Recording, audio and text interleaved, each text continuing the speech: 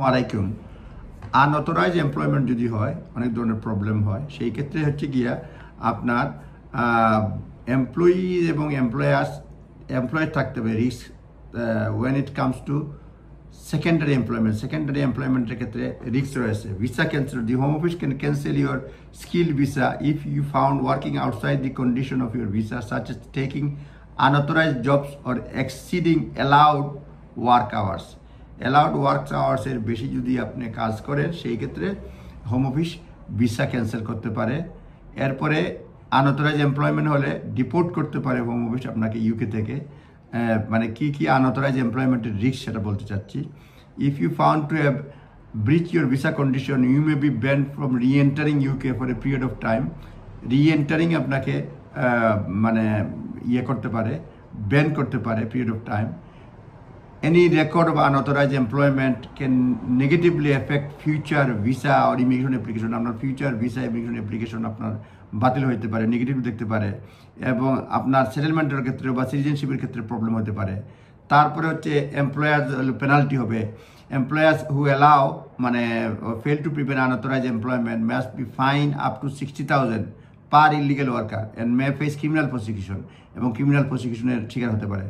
Sponsor licence revocation, your employer sponsor licence may be suspended or revoked যদি unauthorised কারকে employ করেন, which effect your status এবং status of other sponsor worker. তাতে আপনার নিজের status হবে, যারা অন্যান্য স্পন্সর ওয়ার্কার তাদেরও প্রবলেম হবে। Risk for exploitation, unauthorised employment can leave vulnerable to exploitation such as underpayment, poor working condition আর ল্যাক অফ প্রোটেকশন। এগুলি হতে পারে যদি আপনি আনঅথরাইজ ওয়ার্ক করেন, সেক্ষেত্রে আপনার বিভিন্ন ধরনের শাস্তি হতে পারে।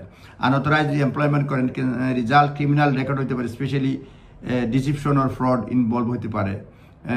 অনেক ধরনের আপনার অসুবিধা হতে পারে যে আনঅথরাইজ এমপ্লয়মেন্ট যদি নিজে নেন বা নিজে দেন, উভয় ক্ষেত্রেই আপনার। ওয়ালাইকুম। এখন কথা বলবো রিপোর্টিং ডিউটি নিয়ে। যারা স্কিল ওয়ার্কার রাখেন, স্পন্সরের কী reporting duty, any significant change যদি আপনার হয় স্কিল ওয়ার্কারের, যেমন জব টাইটেল, ডিউটিজ, লোকেশন, এগুলি, তাহলে 10 ওয়ার্কিং ডেজের মধ্যে SMS এর মাধ্যমে জানাইতে হবে। স্পন্সর ওয়ার্কার জব যদি শিডিউল টাইমের আগে হয়ে যায়, রেজিগনেশন হয়ে যায় বা রিডান্ডেন্ট হয়ে যায়, তাকে হোম অফিসকে জানাইতে হবে। অথরাইজ অ্যাবসেন্ট যদি হয় আপনার 10 দিনের 10 কনসিকিউটিভ ডে, পরপর 10 দিন যদি অ্যাবসেন্ট থাকে আনঅথরাইজ, তাহলেও বায়া স্পন্সর ম্যানেজমেন্ট সিস্টেম SMS এর মাধ্যমে জানাইতে হবে। Any changes in workers immigration status such as visa refusal, cancellation must be reported, এগুলি রিপোর্ট করতে হবে।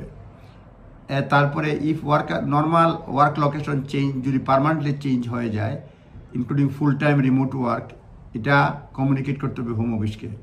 Employers must report it if they stop sponsoring worker, যদি স্পন্সর ওয়ার্কারকে স্পন্সর করতে বন্ধ করে দেয়, তারা জানাইতে হবে। বিষয়ে যদি উইথড্রল করে জব অফার, অথবা মানে ওয়ার্কার যদি কোম্পানি লিভ করে, তাহলেও জানাতে হবে।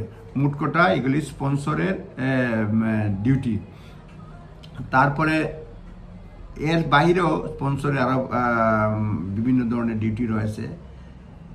স্পন্সরিং ফরেন ট্যালেন্ট যারা, এটা হচ্ছে গিয়ে তাদের মানে যে ডিউটি, সেটাকে বলে স্পন্সর লাইসেন্স কমপ্লায়েন্স, এবং এটা তাদেরকে